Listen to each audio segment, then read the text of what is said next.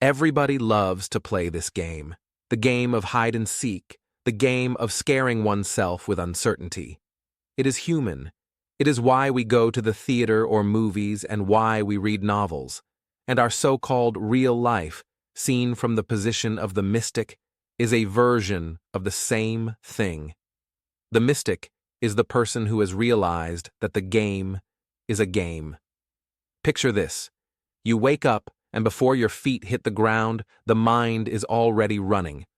What do I need to do? Who do I need to be? What if I get it wrong? Have you ever wondered why life feels so serious, so heavy, as if every move is a test you could fail? What if I told you you're playing a game and you've just forgotten the rules? Alan Watts called it the game of life, not a shallow game, but a deep, sacred one. Not a contest to win, but a play to experience, to feel, to dance with every part of existence, the joy and the pain, the certainty and the fear. Have you noticed how we all get trapped in cycles of worry, as if peeling an endless onion, always looking for the next problem to solve? We worry about money, health, the future, what others think. But what if all this worry is just part of the game? A role you're playing so well, you've forgotten you chose it. From the moment we're born, we're handed scripts. Childhood is where we first taste the rules. Sit still. Don't speak out of turn. Fit in. From the playground to the classroom, we learn quickly. To belong, you must follow the script. Studies show that even children as young as 2 are sensitive to how others see them, adapting their behavior for approval. By age 5, we're already using conformity as a strategy to fit in, to avoid being left out. The group's approval feels like survival. Think about it. Have you ever changed your answer just because everyone else disagreed? Even 6-year-olds will change their private opinions to match the group, sometimes holding on to those changes for days. It starts early. We learn to read the room, pick up the cues, and shape ourselves to match the expectations. The fear of being different, of being left out, is real and powerful. But why? Because as children, we're wired to seek connection. Our brains are built to learn from those around us. We want to belong. We want to be safe. And so, the game begins, not just of playing, but of pretending, hiding parts of ourselves to fit the mold. We learn the rules so well that by adulthood, we forget they were ever rules at all. They feel like reality. Surveys and psychological studies confirm it. Conformity is a natural part of growing up. It helps us survive, but it can also make us forget who we are beneath the mask. The rules become invisible, the game becomes serious, and we lose the playfulness that made life feel alive. But what if you could remember? What if you could see the game for what it is, a stage, a dance, a cosmic play where you are both the actor and the audience? What if the fear, the pressure, the constant striving are just scenes in a much bigger story, one you helped write? You didn't come here to win. You came here to play, to feel, to experience every note of the song, every color of the painting, every twist in the plot.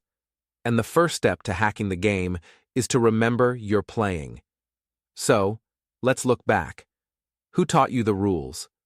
When did you first feel the pressure to fit in? Can you remember the first time you hid a part of yourself just to belong? That's where the game started, and that's where your power to change it begins. Because the truth is, the rules are made up. The scripts are handed down, but they're not set in stone. Every belief, every fear, every mask you wear was learned. And anything learned can be unlearned. So, as we move forward, ask yourself, what parts of the game have I accepted without question? Where did I trade my freedom for approval? And am I ready to remember the playfulness, the freedom, the possibility that life is meant to be lived, not just survived? Stay with me, because the next move is yours. Look at your life for a moment. How many roles do you play? Maybe you're a parent, a partner, a worker, a friend.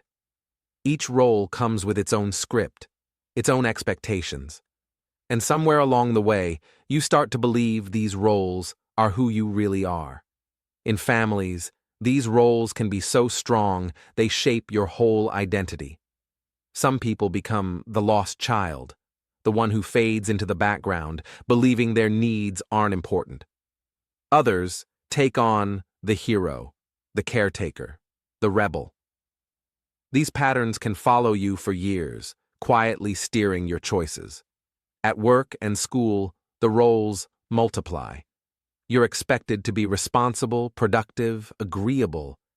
But the more energy you pour into one role, the less you have for the others. Studies show that when work and family demands clash, satisfaction in both drops.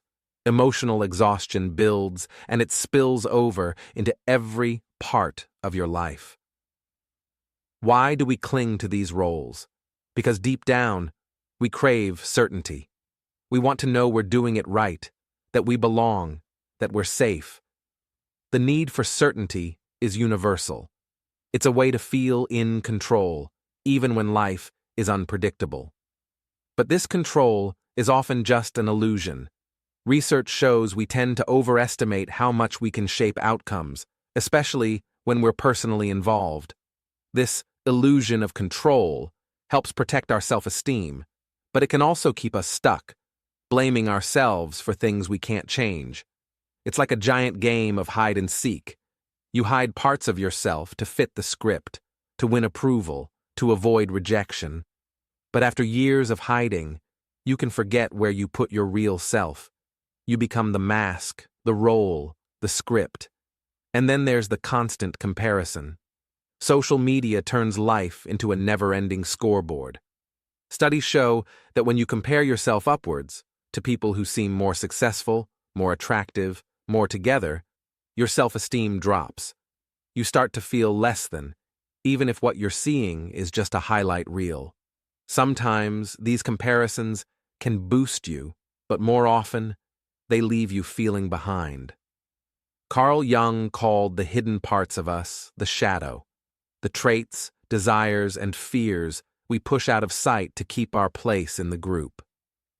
The shadow isn't just darkness, it's everything you've disowned, both good and bad.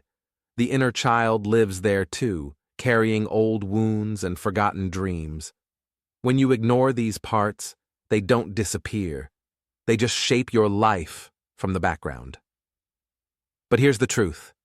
The more you lose yourself in roles and scripts, the more distant you become from your real self.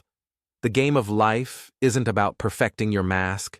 It's about remembering who's underneath and daring to let that person come out to play. Let's talk about the cycle you know too well. Worry, fear, striving. It's like running on a treadmill that never stops. Psychologists call it the hedonic treadmill. No matter how much you achieve, happiness spikes for a moment, then settles back to your old baseline. Win the promotion, buy the car, solve the problem. Soon, you're chasing the next thing. The treadmill never ends. This cycle is exhausting. You strive to avoid feeling less than, to keep up, to not fall behind. Studies show that when you're driven by fear of being overlooked or rejected, stress, anxiety, and depression rise sharply. The harder you chase, the more it costs you inside. Some people get hooked on the chaos itself. Maybe you notice your life swings from one crisis to another, always a new fire to put out. Psychologists call it chaos addiction, a craving for drama, unpredictability, and intensity. The adrenaline rush of chaos can feel like purpose, but it drains your energy and peace. Research shows this pattern often comes from old wounds, low self-esteem, or a nervous system wired for stress. But here's the twist. The more you resist pain, the more you suffer. There's a psychological law. Suffering equals pain times resistance. If you fight every discomfort, tell yourself, this shouldn't be happening, your suffering multiplies. Even small setbacks can feel unbearable when you resist them. But when you accept pain as part of life, suffering shrinks. Acceptance is the antidote. Now, let's talk about the illusion of winning at life. Our culture sells the idea that if you just work hard enough, stay positive, and never give up, you'll win. But the reality is more complex. Success isn't just about effort. It's shaped by timing, luck, background, and opportunity. Chasing the winning mindset can actually trap you in self-blame and low self-esteem when life doesn't go as planned. Perfectionism feeds this illusion. Studies show perfectionists set impossible standards, then judge themselves harshly when they fall short. This leads to chronic stress, anxiety, and even depression. The more you strive for flawlessness, the more you fear mistakes, and the cycle repeats. Perfectionism doesn't protect you from pain, it amplifies it. Real-life data is sobering. Perfectionism is linked to higher rates of anxiety, depression, social anxiety, and even physical health problems like high blood pressure and heart disease. The pressure to win or be perfect can become its own form of suffering. So, what's the way out? First, see the cycle for what it is. A game you don't have to keep playing. Recognize the treadmill, the chaos, the resistance. Notice when you're striving to win approval or avoid pain and ask yourself, what am I really chasing? What would happen if I stepped off the treadmill, even for a moment? The game changes when you stop resisting pain, let go of the need for chaos, and question the illusion of winning. That's where freedom begins. Sometimes the illusion cracks in the simplest moments. A quiet morning, a sudden laugh, a flash of déjà vu. You realize for a second that all your striving, all your roles, are just costumes in a play. That's the first sign of awakening, a clarity that slices through the noise, showing you that life isn't as rigid or serious as you thought. In those moments, you glimpse a freedom you'd forgotten. Alan Watts called this metaphysical courage, the bravery to see through the game, to face uncertainty without flinching. He spoke of the samurai's ultimate nerve, standing under the sword, trembling, but stepping forward anyway. True courage isn't the absence of fear. It's letting fear be there without letting it rule you. When you stop resisting fear, when you allow yourself to feel it fully, you begin to master it. Imagine life not as a contest, but as a play. Not something to win, but something to experience. Watts reminds us that freedom isn't about controlling reality or always making the right choice. It's about dissolving into the moment, letting go of the need to bend the world to your will and embracing what is. When you stop fighting for control, you discover a deeper freedom, the freedom to be present, to love, to act from wholeness instead of lack. This is where acceptance and presence come in. Mindfulness isn't just a buzzword, it's the practice of meeting each moment as it is, without judgment or resistance. Research shows that mindfulness increases psychological flexibility, helping you notice your thoughts and feelings without getting caught in them. Acceptance is not resignation. It's the willingness to let reality be what it is, so you can respond wisely instead of reacting blindly. Here's the trap. You've been taught to justify your pain, to explain it, to seek validation. But the more you justify, the more you stay stuck. Pain doesn't need a reason. It needs your attention, your acceptance, your willingness to feel and heal. When you stop justifying and start owning your feelings, you reclaim your power. You realize you don't need anyone's permission to feel what you feel or to let it go. So, how do you stop justifying your pain? First, notice when you're making excuses or blaming others. Pause and name the feeling. This is fear. This is sadness. Let it be there without judgment. Then ask, how is this serving me? If it's not, choose a new response, one rooted in acceptance, not resistance. The first cracks in the illusion are not the end, they're the beginning. Each moment of clarity is an invitation to step off the stage for a breath, to see the game for what it is, and to choose how you want to play from here. You might not realize it, but every day you have the power to affirm your own worth and agency. It starts with small, intentional choices. Name your values. What really matters to you, beyond what others expect. Notice the stories you tell yourself about your value, especially the ones that say you're not enough. Are they really true, or are they old scripts you've outgrown? Replace them with affirmations like, I am enough just as I am, or I am worthy of peace and respect. Speak these to your reflection, write them down, and let them take root. Affirming your agency means trusting you can shape your life even when you can't control everything. Research shows that reflecting on your beliefs and emotions, staying open to new perspectives, and making conscious choices all build personal agency. Try this. Each morning, set one intention that's just for you. It could be as simple as pausing before you react, or choosing a response that feels true to your values. Now, let's talk about choosing peace over fear. Fear is wired into us for survival, but you don't have to let it run your life. When you notice fear, pause. Ask yourself, is this fear protecting me or holding me back? You can choose to let peace guide your decisions instead of pain or anxiety. One practical step: when you feel fear rising, take a deep breath and visualize the outcome you want, not the one you dread. This simple shift can open you to new possibilities and calm your mind. Playing with awareness is about bringing curiosity to your daily life. Try mindful self-awareness. Notice your thoughts, feelings, and reactions as they happen without judgment. Practice being present when you eat, walk, or talk with someone. Even a few minutes a day of mindful attention can help you respond, not just react, to life's challenges. Jung taught that real growth means embracing all parts of yourself, the light and the shadow, the adult and the inner child. Integration isn't about perfection, it's about wholeness. When you acknowledge your hidden fears or old wounds, you make space for healing and creativity. This journey, called individuation, leads you closer to your authentic self and a deeper sense of peace. Finally, research is clear. Self-compassion builds resilience.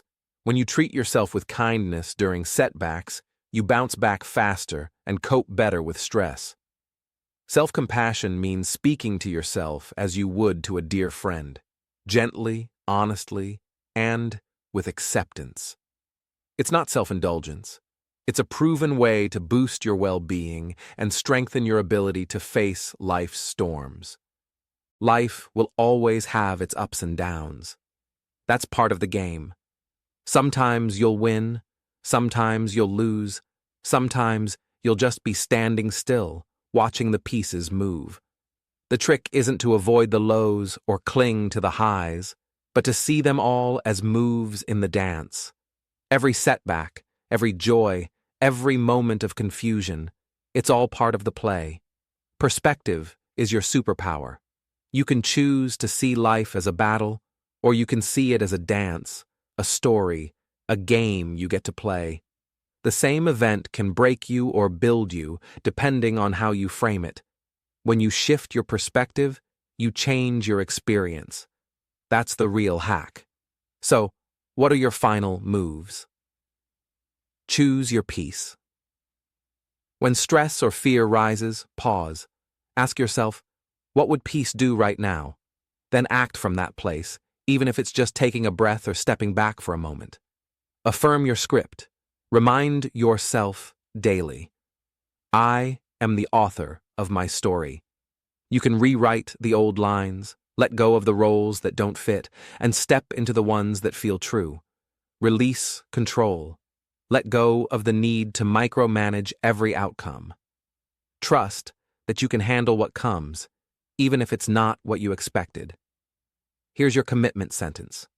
Write it down, say it out loud, keep it close. I choose my peace over fear. Let it be your anchor when the game gets tough. And if this journey spoke to you, if you found a spark of freedom or a moment of clarity, know you're not alone. Subscribe, share, or reach out, because healing is easier when we walk together. Let's keep playing, keep learning, and keep choosing peace, one move at a time. You are the player, the author, and the witness. Life is just a game. And you, my friend, have just learned how to hack it.